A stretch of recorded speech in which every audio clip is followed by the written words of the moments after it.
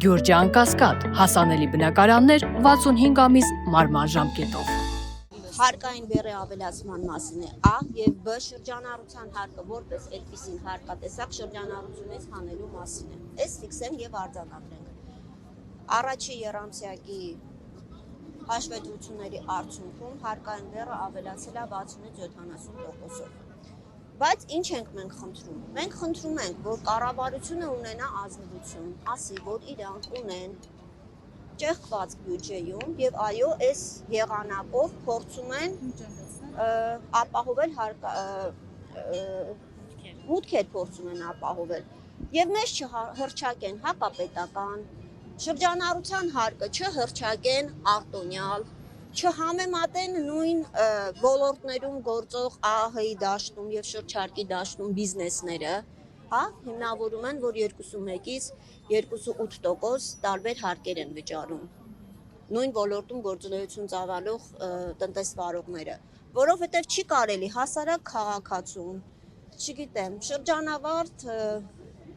ուսանողին, նորաստեղծ ընտանիքի ստեղծված բիզնեսը համեմատել տասնամյակներով, ապուրինի, արտոնյալ, զարտուղի ճանապարհներով ձեռք բերված բիզնեսների, այդ եկամուտները կապիտալիզացրած բիզնեսների, ՍՊ-ների եւ գրուպերի հետ այդ մարդկանց դնել նույն հարթության վրա պարզապես չի կարելի։ Բայց մի ամտություն չի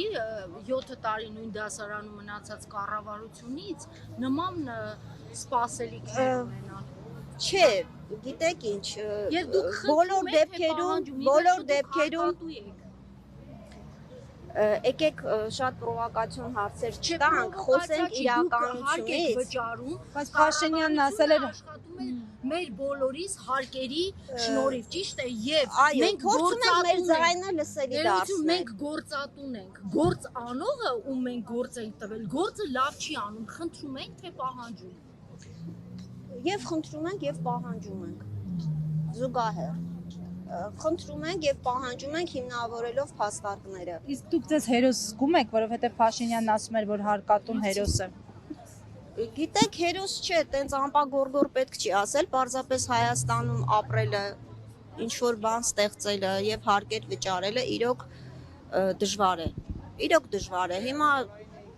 մի հատ Տիգրան Մեծի պողոտայով քայլեք, սա քաղաքի կենտրոն է, տեսեք ինչքան խանութներ կան փակված։ Բիզնեսը որպես այդպիսին շատ դատապարտված է Հայաստանում, շատ դատապարտված է, որովհետև եւ մրցակցությունն է անարդար, այդ նորություն չի էլի, եւ այն ականջահաճո ձևակերպումները, որ մեր միջոցով ուզում են խոշորի հետևից գնան, իրականությունից կտրված հայտարարությունից է, որովհետև գիտենք, որ Հայաստանում պայմաններ թելադրում է խոշորը, փոքրը այլընտրանք չունի, կամ կընդունի այդ պայմանները, այդ խաղի կանոնները, կամ պարզապես գոյություն չունենա։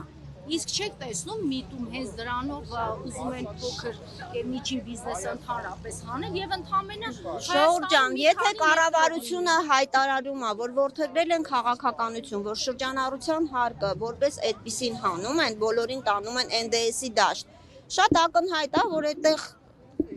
90%-ը այդ մրցակցությունից դուրս է մնալու եւ պարզապես փակվելու է։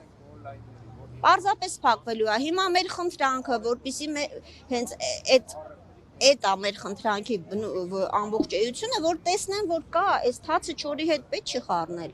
Այս մարդիկ կան, այս մարդիկ ինքնազբաղված մարդիկ են, մեծամասամբ թոշակառու են,